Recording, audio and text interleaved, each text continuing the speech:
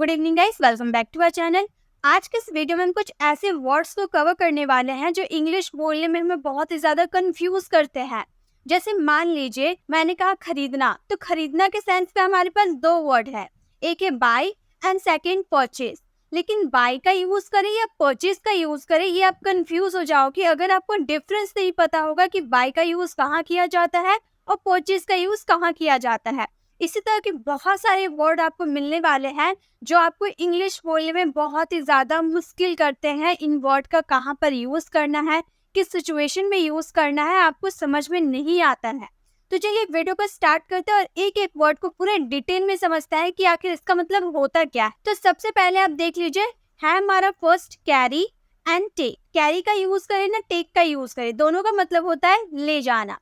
तो ध्यान दीजिए, मैं आपको डिफरेंस इसका बताती हूँ कि कैरी का यूज आपको कहाँ करना और टेक का यूज आपको कहाँ करना है। तो जब आप कोई चीज अपने बॉडी पार्ट्स यानी कि हाथ पैर मुंह जो भी हो उससे कोई चीज ले जाते हो तो वहां पे आप कैरी का यूज कीजिएगा। जैसे मान लीजिए आपका फोन है और मैंने कहा कि फोन को मैं अपने साथ लेके जाऊंगी, तो फोन को मैं हाथ में पकड़ के लेके जाऊंगी ना, अपने बॉडी पार्ट से उठाऊंगी ना, तो वहां पे हम यूज करेंगे कैरी। लेकिन टेक का यूज कहाँ करें? तो गाइस, जब कोई चीज आप जैसे कि मान लीजिए आपका एक्सीडेंट हो गया, मैं आपको हॉस्पिटल लेके जाऊंगी, तो उठा के नहीं लेके जाऊंगी, हॉस्पिटल एम्बुलेंस में बैठा के लेके जाऊंगी। ठीक है, बस में एम्बुलेंस में बैठा के लेके जाऊंगी, तो वहां पे हम किसी व्हीकल्स की बात करें। ठीक है, जरूर नहीं व्हीकल्स हो, बस बॉडी पार्ट्स के अलावा कोई चीज के साथ लेके जा रहे हैं, तो वहां पे आप यूज कीजिएगा टेक का। ठीक है, तो जब आप कोई चीज बॉडी पार्ट से उठाते हो तो वहां कैरी का यूज कीजिएगा। अब वो कोई चीज आप किसी के द्वारा लेकर जाते हो, बस बॉडी पार्ट का वहाँ यूज नहीं होता है, तो वहाँ टेक का यूज कीजिएगा। जैसे मैं अपना फोन ले जाऊंगी, तो यहाँ आप अपने हाथों में पकड़ के फोन लेके जाइएगा, आपका बॉडी पार्ट इस्तेमाल हो रहा है, तो यहाँ पे हम कैरी का यूज करेंगे। I will carry my phone, I will carry my phone. वह किताब ले गया, तो किताब अपने हाथों में लेके गया। ठीक है, हाथों से पकड़ के लेके गया, तो हम बोलेंगे he carried a book. Past simple का sentence, he carried a book. मैं तुम्हें अस्पताल लेके जाऊंगी, अस्पताल लेके जाऊंगी तो गाड़ी में बैठा के लेके जाऊंगी, तो यहाँ पे हम बॉडी पार्ट्स का यूज नहीं कर रहे हैं, तो टेक का यूज करेंगे। I will take you to the hospital, I will take you to the hospital. Next है, वो मुझे बाजार लेके जाएगी। इस सेंटेंसेस को आप फ्रेम करना, आप समझना कि इसमें कैरी का यूज करना है ना टेक का यूज करना है। ठीक है, नेक्स्ट वर्ड है लुक वर्सेस सी। लुक का मतलब भी होता है देखना और सी का मतलब भी होता है देखना, दोनों का मतलब देखना होता है, लेकिन किसका यूज हम कहाँ पे करें? तो ध्यान दीजिए, जब आप कोई चीज देखते हो, घूर के देखते हो, जैसे वह रिया को देख रहा है। ठीक है, तो वह रिया को देख रहा है तो घूर रहा है ना रिया को, तो वहां पे हम यूज करेंगे लुक का। बट सी का यूज जब आप कोई चीज बाई चांस मिल जाती, मैं बाजार गई अपने दोस्त को देखी, तो मैं अपने दोस्त को घूर नहीं रही थी, मैंने बाई चांस एक्सीडेंटली मैंने देख, तो वहां पे हम यूज करेंगे सी का। ठीक है, जब आप कोई चीज घूर के देखते हो, जैसे मैंने कहा कि बुक को देखो, तो वहां पे बुक को मैंने देखने के लिए कहा, तो बुक को घूर कर देखने के लिए कहा। ठीक है, ध्यान से देखने के लिए कहा, तो वहां पे लुक का यूज कीजिएगा। बट बाय चांस एक्सीडेंटली कोई चीज आप देखते हो तो वहां पे सी का यूज कीजिएगा। देखिए, जैसे मैंने आपको वहां देखा, तो मैं वहां गई थी, तो बाय चांस मैंने आपको देख लिया। अब घूर मैं नहीं रही थी, मैंने बाय चांस आपको देख लिया, तो मैं बोलूंगी I saw you there, I saw you there. मैंने बाजार में अपने शिक्षक को देखा, तो बाय चांस एक्सीडेंटली मैंने देखा, तो मैं बोलूंगी I saw my teacher in the market. ठीक है, वह रिया को देख रहा है, तो वह रिया को देख रहा है तो अपनी मर्जी से देख रहा है, उसे घूर रहा है ना, तो वहां पे हम बोलेंगे ही इज लुकिंग एट रिया। यहाँ पे हम सीन का यूज नहीं कर सकते, क्योंकि जब कोई चीज बाई चांस एक्सीडेंटली होता है वहां पे सी का यूज करते हैं। लेकिन अगर किसी चीज को आप घूर के देख रहे हो, अपनी मर्जी से देख रहे हो, तो वहां पे लुक का यूज करेंगे। ठीक है, तुम पक्षी को देखो, तो यहाँ पे सी का यूज होगा ना, लुक का यूज होगा, ये आप पहचानिएगा और इसका आंसर कमेंट बॉक्स में दीजिएगा। नेक्स्ट है वीप वर्सेस क्राई। दोनों का मतलब होता है रोना। इन दोनों में क्या डिफरेंस है? वीप का यूज हम वहां करेंगे जब नॉर्मली आपकी आंखों में आंसू आ जाते हैं, जैसे सैड मूवीज आप देखते हो तो हमारी आंखों में आंसू आ जाता है ना, मतलब सिर्फ आंखों में आंसू होता है, हम चिल्ला चिल्ला के नहीं रोते हैं। ठीक है, सिर्फ आंखों में आंसू आ जाता है, तो वहां पे हम यूज करेंगे वीप का। बट बच्चे जो होते हैं वो रोते हैं तो चिल्ला चिल्ला के रोते हैं ना, तो वहां पे यूज करेंगे क्राई का।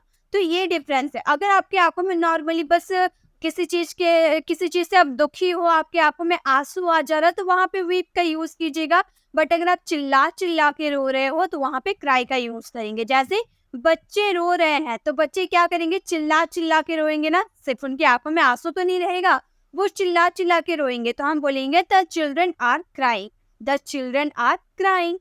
रोहन रो रहा था, रोहन रो रहा था। अब जरूरी नहीं है कि रोहन चिल्ला चिल्ला के रो रहा था। मान लेते हैं कि रोहन की आंखों में सिर्फ आंसू था, मैंने देखा कि रोहन रो रहा था, तो हम बोलेंगे रोहन वॉज वीपी, मतलब सिर्फ उसकी आंखों में आंसू था। वह क्यों रोई, वह क्यों रोई, वह क्यों रोई, why did she weep, why did she weep, मतलब उसकी आंखों में आंसू क्यों आया, हम ये पूछना चाहते हैं। ठीक है, उसका बेटा रो रहा था, इस सेंटेंसेस को कैसे फ्रेम करेंगे, वीप का यूज करें ना क्राई का यूज करें, ये आप पहचानेगा। इसका आंसर कमेंट बॉक्स में दीजिए। चलिए नेक्स्ट देखिए, अब है कैच वर्सेस होल्ड। कैच का यूज भी करते हैं पकड़ना के सेंस में, और होल्ड का भी यूज करते हैं पकड़ना के सेंस में, लेकिन दोनों में से क्या डिफरेंस है। तो जब कोई चीज मोशन में रहता है, ठीक है, जब कोई चीज मोशन में रहता है, गतिशील अवस्था में रहता है, तो वहां पे आप यूज कीजिएगा कैच। मोशन में रहता है, जैसे मैंने आपको बॉल फेंक के मारा तो बॉल मोशन में आपकी तरफ जा रहा, तो उस समय आप बॉल को पकड़ोगे तो वो होगा कैच। और होल्ड का यूज कब करेंगे, जब मान लीजिए आपने किसी का हाथ पकड़ा, तो हाथ एकदम स्थिर अवस्था में था, वो मोशन नहीं कर रहा था, वो एक जगह था, तो वहां पे आपने पकड़ा, तो उस समय होगा होल्ड। ठीक है, तो कोई चीज अगर मोशन में रहता है तो वहां पे आप यूज कीजिएगा कैच का, और जब कोई चीज मोशन में नहीं रहता तो वहां पर यूज कीजिएगा होल्ड का। जैसे मैंने ट्रेन को पकड़ लिया, तो ट्रेन मोशन में चल रहा होगा और मैंने ट्रेन को पकड़ लिया, तो हम बोलेंगे I catch the train, I catch the bus, I catch the car, I catch the van. इस तरह से हम यूज करेंगे। ठीक है, जब कोई चीज मोशन में रहेगी उसे आप पकड़ोगे तो कैच का यूज करेंगे। पुलिस ने चोर को पकड़ा, तो चोर तो भाग रहा होगा ना, वो एक जगह खड़ा थोड़ी होगा, तो चोर मोशन में होगा, तो वहां पे क्या यूज करेंगे कैच का। Police caught the thief, catch का सेकंड फॉर्म कॉट होता है। ठीक है, मेरा किताब पकड़ो, अब मेरा किताब पकड़ो, मैंने आपको पकड़ाया तो किताब मोशन में दौड़ थोड़ी रहा था, वो मोशन में नहीं था, मैंने अपने हाथ में रखा हुआ था, मैंने बोला कि मेरी किताब को पकड़ो, तो उस समय हम बोलेंगे hold my book, hold my book या बुक्स, अगर बहुत सारी किताबों की बात कर रहे हो तो। ठीक है, मेरा फोन पकड़ो, इस सेंटेंसेस को आप फ्रेम करना। Fight versus squirrel, fight versus squirrel यानी कि लड़ना, दोनों का मतलब होता है लड़ना, लेकिन फाइट का यूज कहाँ करें और स्क्वेरल का यूज कहाँ करें, जब आप कोई चीज मार पीट करके लड़ते हो, जैसे रोहन सोहन मार पीट कर रहे थे, ठीक है, मार पीट कर रहे थे, तो वहां पे हम यूज करेंगे फाइट का। ठीक है, जिसमें आप लड़ रहे हो, एक दूसरे को मुक्का मार रहे हो, तो वहां पे आप यूज कीजिएगा फाइट का। बट आप सिर्फ मुंह से बोल बोल कर लड़ रहे हैं, आपस में क्या होता है, पड़ोसी आपस में एक दूसरे से बोल बोल कर लड़ते हैं ना, अब मारपीट नहीं करने जाते, बस मुंह से बोल बोल कर, उल्टा सीधा बात बोल बोल कर लड़ते हैं, तो वहां पे हम क्वेरल का यूज करेंगे। ठीक है, तो ये बहुत ही जरूरी है, अगर मारपीट के आप लड़ रहे हो तो वहां पे फाइट का यूज कीजिएगा, बट अगर आप मुंह से सिर्फ बोल बोल के लड़ रहे हो तो वहां पे क्वेरल का यूज कीजिएगा। ठीक है, जैसे वे दोनों अभी लड़ रहे हैं, तो वही दोनों मार पीट करके लड़ रहे होंगे, तो वहां पे हम बोलेंगे they both are fighting now, they both are fighting now. Rohan ने उसके साथ लड़ाई की, रोहन ने उसके साथ लड़ाई की, तो मार पीट वाला लड़ाई की होगी। ठीक है, तो हम बोलेंगे Rohan fought with him, Rohan fought with him.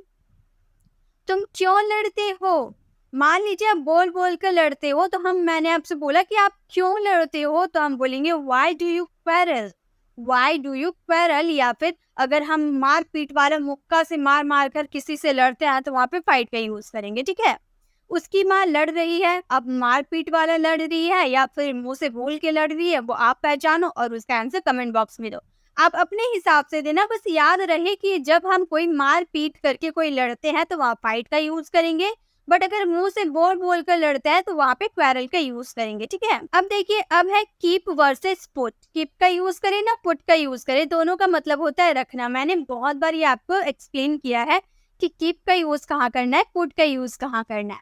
तो मान लीजिए आपके बेड पर एक गिलास रखा हुआ था, आपने खाना वाना खाया और बेड पर ही गिलास छोड़ दिया।